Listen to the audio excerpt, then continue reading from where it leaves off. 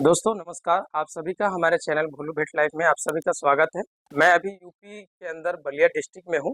यहाँ पे हमारे पीछे जो गाय देख पा रहे हैं, इसका कुछ हिस्ट्री ऐसा है कि जो यहाँ के क्षेत्र लोकल पैरावेट या डॉक्टर जो भी थे, उन्होंने गाय को ट्रीटमेंट करने से मना कर दिया। यहाँ तक कि जो यहाँ के ओनर है, उनको मना कर दिया गया कि आप गाय के अंदर हाथ ना डालें या गाय के पास ना जाएं। कौन सी बीमारी थी और क्या हुआ था, यहाँ के हमारे ओनर साहब बताएंगे। और हमारे साथ यहाँ पे मौजूद हमारे डॉक्टर अंकुर तिवारी सर हैं, जो ये बताएंगे कि इसको आखिर क्या ट्रीट किया गया, जो गाय आज खड़ी है और गाय बिल्कुल स्वस्थ है। और ये जो है बच्चा को जन्म दी हुई है, लगभग 2-3 महीने की होगी। और उसके बाद भी अब जो है कि दूध कर रही है। क्या हिस्ट्री था इसका जानने का उद्देश्य ये है कि कुछ ऐसी बीमारियां थी जिससे लोग घबरा गए, और लोग में एक सुना सुनी कहावत चलने लगी कि गाय के पास जाएंगे तो आपको भी ये बीमारी हो सकती है। इसके वजह से मना किया गया। तो मैं जानना यही चाह रहा हूँ कि आखिर कौन सी बीमारी थी, और क्या ये बीमारी अगर किसी पशु मालिक के पशु का हो जाता है तो क्या हमें भी नहीं जाना चाहिए या जाना चाहिए। इसका क्लियर हमारे डॉक्टर साहब करेंगे। तो मैं मिलवाता हूँ, आप लोग पूरा वीडियो अंत तक जरूर देखेंगे। तो हम यहाँ सबसे पहले ओनर से हिस्ट्री इस गाय के बारे में जानेंगे कि क्या हुआ था शुरू से, वो बताएंगे और यहाँ का एड्रेस बताएंगे। कारनाथ सिंह है। मेरा ग्राम थुभा मोहन है। चिलिकर ब्लॉक के अंतर्गत थुभा मोहन है। ये हमारी गाय है। इस गाय को एक दिन बुखार हुआ हल्का और पगड़ी करना बंद कर दिए। तो हमने एक क्षेत्र के डॉक्टर हैं गणेश पांडे, उनको बुलाए। तो कहे कि आपकी गाय की सारा, तो हमने कहा कि सारा हो गया तो सुई दवा कर दीजिए। हालांकि सारा का दर्द 20 दिन पहले ही एक बार टीका लगाई, तो दोबारा जब टीका लगा दिए उसके बाद गाय खाना पीना एकदम छोड़ दी। 3 दिन तक इलाज करते रहे कि अब पगड़ी करेगी, अब पगड़ी करेगी। पगड़ी हमारी गाय नहीं कर, गाय का जबड़ा एकदम बंद हो गया। उसके बाद एक और है डॉक्टर बिरवार बारी के खान साहब, उनको बुलाया गया। वो और पांडे जी दोनों कहे कि गाय को अब छुइए मत, 5 दिन के अंदर मर जाएगी। गाय का पूरा अंदर जहर फैल गया और आप भी हल्का भी हाथ लगाएंगे तो आपको भी जहर फैल जाएगा, गाय को मत छुइए। फिर भी हमने गाय को पानी देता रहा। उसके बाद हमारे क्षेत्र के अभय नाम के लड़के हैं, वो कहे कि नहीं, हम अपने डॉक्टर साहब से बात करेंगे, आप थोड़ा वीडियो बना कर दीजिए। हमने वीडियो बना कर दिया और अभय जी ने अपने डॉक्टर साहब से दिखाए। तो डॉक्टर साहब बोले कि नहीं, जहर नहीं है, आप बोतल ले जाकर चढ़ाइए। हमने बोतल चढ़ाने के लिए अपने क्षेत्र के तमाम डॉक्टरों से संपर्क साधा, लेकिन कोई बोतल चढ़ाने के लिए वो बता दिए थे कि कोई भी जाएगा तो मर जाए। तो हमारे गांव के पास एक छोटा लड़का सीख रहा था, तो वही आया और बोतल चढ़ाया। हमारे गाय को लमसम 14-15 घंटे के बाद ही बोतल चढ़ा, तो उसके बाद उसका गाय का बदल गया रुआ और हल्का से पगड़ी करने लगी।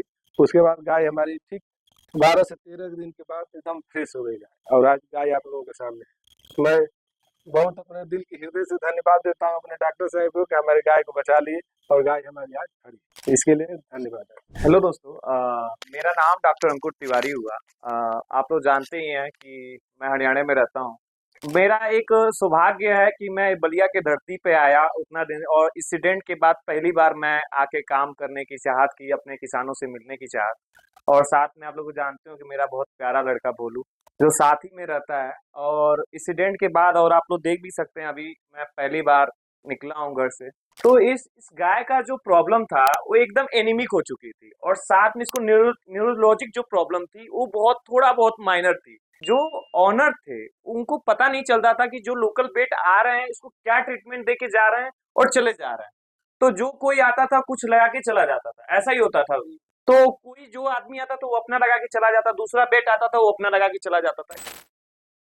एक निर्भय यादव है जो अभी पैरावेट की ट्रेनिंग कर रहे हैं, और हम चाह रहे हैं कि बलिया के जो धरती पे निर्भय यादव के लिए ही खड़ा किया जाए, क्योंकि हर एक इलाके में मेरा एक बेट होना चाहिए। तो उनके द्वारा इनका इलाज हुआ, और उनको मैंने जैसे जैसे बताया उन्होंने जैसे किया, और पूरी तरह से ठीक हो गई, स्वस्थ हो गई। और अभी आंख से नहीं दिख रहा था तो अभी आंख की दवा चल रही है, और आंख की दवा चल रही है। अब आंख से भी इसको दिखाई दे रहा है क्योंकि बिलिंग कर रही है। अगर दिखाई नहीं देती तो मुझसे डरती नहीं, ये मुझसे डरती नहीं, तो अब इसको आंख से भी दिखाई देना लगा है अच्छी तरीके से। मैं चाहता हूँ कि बलिया के जो लोग हैं, अगर उनके पास ऐसे जानवर हैं जो परेशान है बेचारे, उनको कहीं इलाज नहीं मिल रहा है, तो आप कभी भी मुझसे कंसल्ट कर सकते हैं। मैं किसी से फीस नहीं लेता, मैं फ्री ऑफ निःशुल्क देता हूँ। लेकिन किसी की डेयरी कंसल्टिंग में मेरी चलती तो उसका मेरा अलग एक चार्ज होता है। बट मैं किसी का हेल्प करने के लिए कभी किसी से पैसा नहीं लिया, और बस चाहता हूँ कि हर एक किसान खुशी रहे, इलाज के अभाव में किसी एनिमल की जान न जाए। तो बस बाबू साहब, बहुत अच्छा लगा आपसे मिल के हमें आके, और बहुत धन्य हो गए कि आपके पास मैं आया और मिला, और आपकी गाय माता स्वस्थ हैं। और मैं आपसे भी ये विनती करूंगा कि अगर आपके नजर में अगर ऐसी कोई गौ माता जो बीमार दिख रही हैं और आपको लग रहा है कि थोड़ा सा भी मेरा समय देने से इनकी गाय ठीक हो सकती है, तो आप जरूर मुझसे कंसल्ट कराने की कोशिश करिएगा, जिससे कि अदर व्यक्ति की भी किसान की जान गाय की बच जाए। तो चलिए दोस्तों, अगर वीडियो अच्छा लगेगा तो धन्यवाद। और भोलू कुछ कहना चाहेंगे? सर, मैं ये जानना चाह रहा था कि थोड़ी-सी आप ट्रीटमेंट कुछ बता देते कि क्या इसको किया गया? देखिए, मैं बताना चाहूंगा, इसको पहले तो एनीमिक हो चुकी थी, तो हम लोगों ने इसका कॉपर कंटेंट बढ़ाया। कॉपर कंटेंट बढ़ाने के बाद इसको एक हमारा जो एक बहुत बेहतरीन प्रोडक्ट है बेटाकोनाल का आरबीसी रक्त, उसको कंटिन्यू रखा गया। और साथ में इसको एक बहुत अच्छा इंजेक्शन है न्यूरो बियॉन्ड फोर्ट आरएफ, जो इसको 10 ml मास्कुलर इंट्रामास्कुलर यूज हुआ।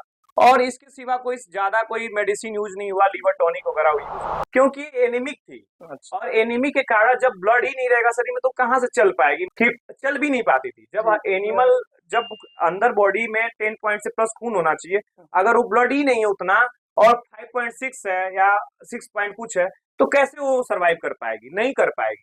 तो पहले हम लोगों ने एनिमल को जो ब्लड था क्वांटिटी इसको बढ़ाने की, अप करने की कोशिश की, और ऑटोमेटिक एनर्जी दिया गया। अब देखिए आपके सामने है रिजल्ट, कुछ ज्यादा मेडिसिन नहीं लगी है। बाबू साहब बता सकते हैं? कहने का मतलब ये हुआ कि अगर किसी जानवर को आप ट्रीट कर रहे हैं, तो सबसे पहले तो हिस्ट्री जानना होता है।